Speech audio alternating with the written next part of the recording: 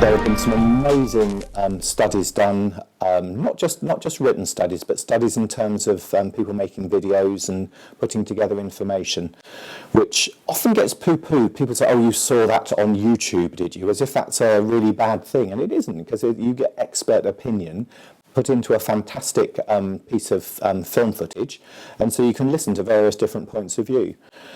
And again, it became very clear that there was an economic basis to what was going on. There have been various economic events leading up to where we are now. My favourite film was How Big Oil Changed the World, and then the sequel, Why Big Oil Changed the World. Now, for me, that was a massive eye-opener, because it told the story of how the Rockefellers, old man Rockefeller, was a snake oil salesman. He used to go around and con people into buying snake oil for their ailments, and he would have to go from town to town across America because it was fraudulent. It wasn't doing anything for them at all, and it was probably even making them ill. He then started using crude oil as a laxative, which worked really well apparently, so you could help people through their bowel movements using crude oil, and then they realised that crude oil could be used to produce energy, and that's when the Rockefellers started to become incredibly rich. But his sons, they continued to be snake oil salesmen effectively, because they effectively took over the medical establishments. When it was discovered that drugs could be produced from petroleum, America's top oil mogul ordered his army of propagandists to invert reality accordingly. Medicines used for thousands of years were suddenly classified as alternative, while the new, petroleum-based, highly addictive, and patentable drugs were declared the gold standard. I'm an osteopath, and osteopaths in the around 1870s, 80s, 90s, we were developing a new way of helping people with ailments and with disease, and the theory that was being used was the terrain theory, as opposed to Louis Pasteur's germ theory. Now, Louis Pasteur has been shown quite convincingly to have been fraudulent. He falsified a lot of his information. So when we pasteurize all of our milk these days and pasteurize everything, it's actually not necessarily a very good thing to do. We need a certain bacterial load in our bodies to keep us healthy. Our gut, we now know, is incredibly important. Our gut flora, our skin flora, and what we're seeing with COVID-19 at the moment, with children, children and adults washing their hands in antibacterial soaps. It is really dangerous for us. It's causing bacterial infections because it's changing the flora on our skin. The bacteria is there for a reason. It's there to protect us. And yet when you start killing it, you get other bacteria comes in, as opportunistic bacteria, which then comes in and causes infection where it wouldn't be if we hadn't used antibacterial soaps. Years ago, they started using antibacterial soaps in hospitals and stopped using it because it was dangerous. It was actually causing people to become ill and to damage their skin, which we're seeing in schools and in supermarkets where everyone's washing their hands every 5 seconds. Really, really bad for us. So bacteria is good. It can be, it's essential to life. Keeping a healthy gut biome is essential. And osteopaths, naturopaths, herbalists, homeopaths back in the early 1900s, they knew these things.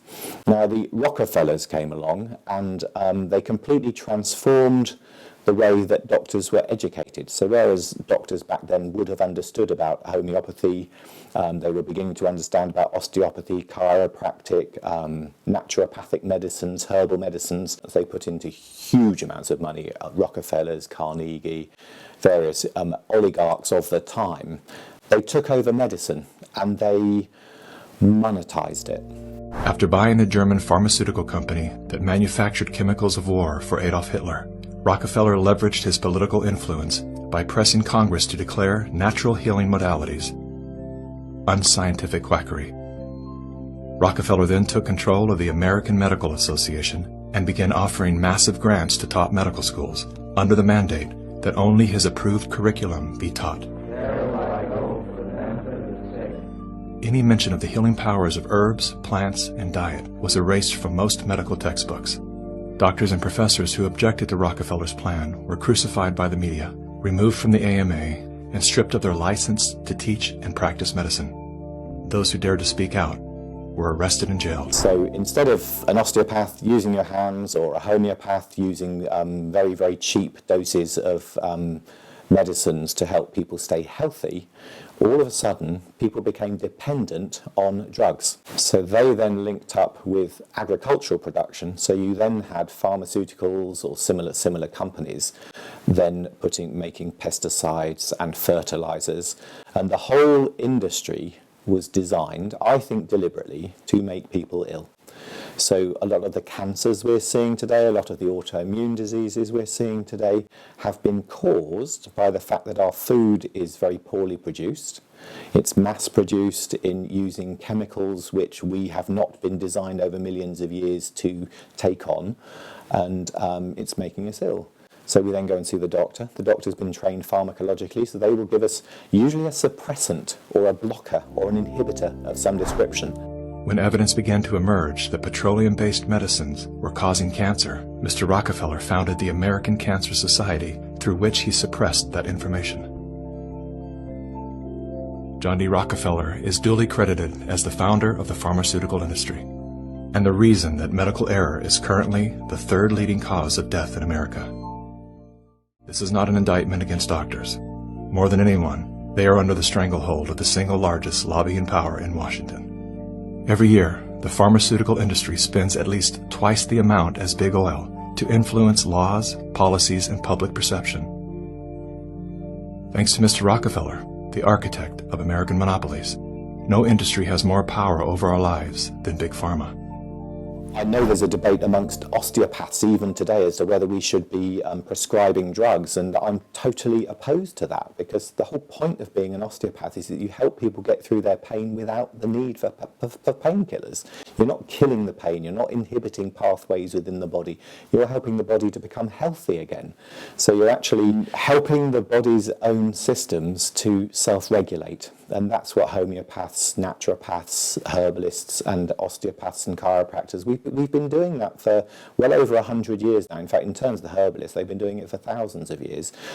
Chinese medicine has been working in a similar way. So it was in the Rockefellers' best interest to try and trash the rest of us. And so they have put huge investment into trying to discredit other forms of medicine, other ways of looking at health.